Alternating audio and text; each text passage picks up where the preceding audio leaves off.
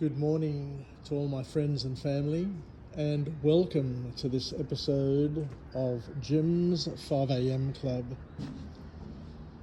It's a beautiful morning here in Sydney town, a little bit fresh, but it's going to fine up, and I expect it to be a spectacular Sydney winter's day. What I'd love to do today is have a bit of a chat about a book. And this book is a difficult sort of topic, a difficult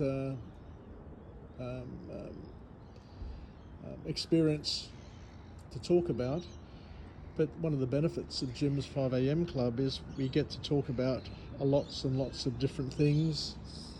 And this platform is, without doubt, the biggest channel in the world on personal development by volume and variety. And the book that I'm going to talk about today may potentially trigger some of the audience, so a warning up front that this is a sensitive topic that may impact different people in different ways. And the topic of discussion is, I guess, captured in the title of this book. You're Not Crazy, It's Your Mother.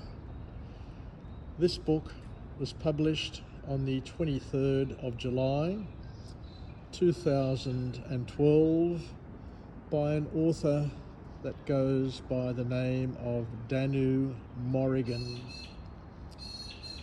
If you've ever walked away from a conversation with your mother, feeling like the ground just shifted beneath you, confused, hurt, maybe even questioning your own sanity, this book, You're Not Crazy, It's Your Mother by Danu Morrigan, might feel like something finally turned on in you, and someone actually finally turned on the lights. This book is a compassionate, validating guide for daughters of narcissistic or emotionally immature mothers, helping them make sense of the emotional chaos that they've lived through. One of the messages from the author here is that you're not imagining it. At the end of the day, your feelings are valid. If something has always felt off in your relationship with your mother, you need to trust that instinct. The subtle manipulation, guilt tripping,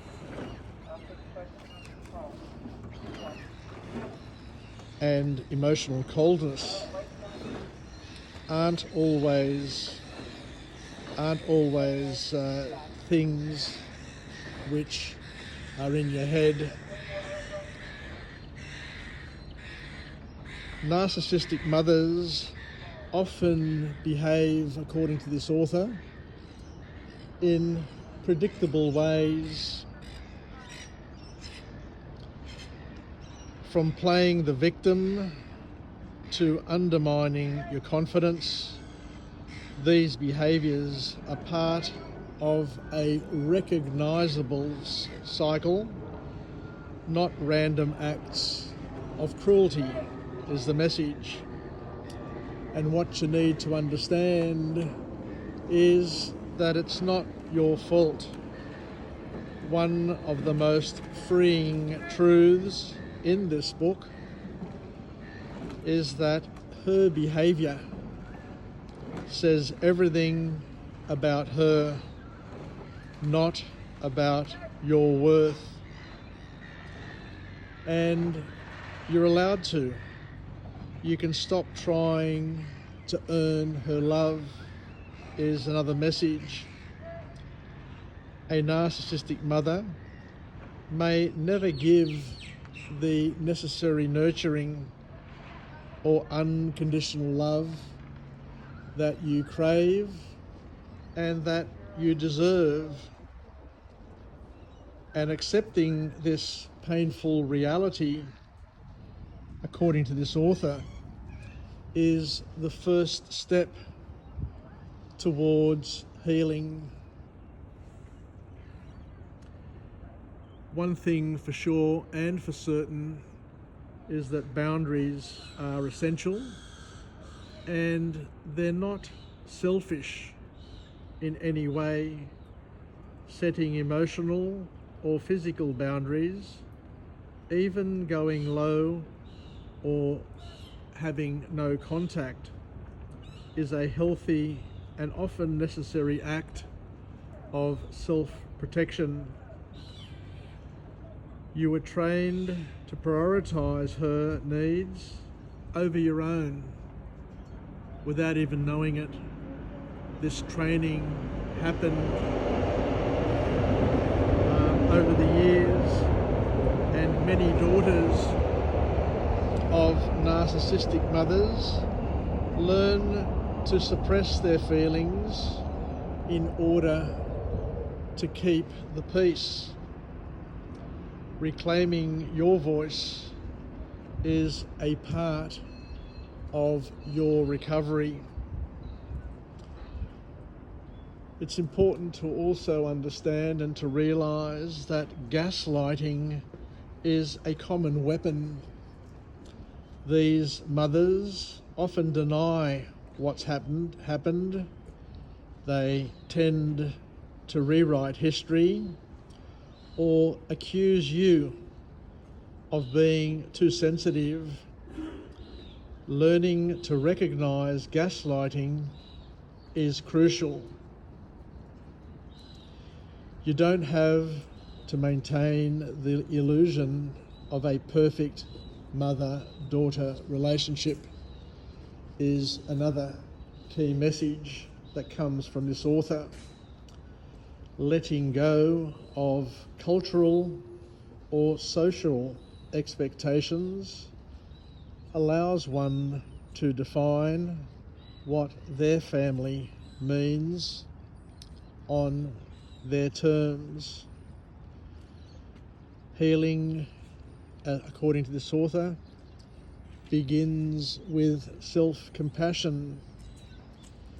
You deserve love, safety, and peace. Treating yourself with the kindness you never received is part of breaking the cycle. And the last key message to come from this book is that you're not alone. There are thousands of women who face similar experiences. So finding community or reading stories like yours can indeed be a powerful source of strength and clarity to others as well. So thank you very much for joining me on this episode of Jim's 5am Club, where we've been through a rather difficult book. As I mentioned before, it's pretty sad to think that there are children, daughters, or even sons out there who may have been brought up in dysfunctional families with mothers who didn't quite deliver on what they were expected to deliver on to their children. It's very sad, of course, but it is a reality that we need to respect and help people deal with and get through. Take care, everybody. Wishing you all the best, and bye for now. Jim signing off from Jim's 5am Club.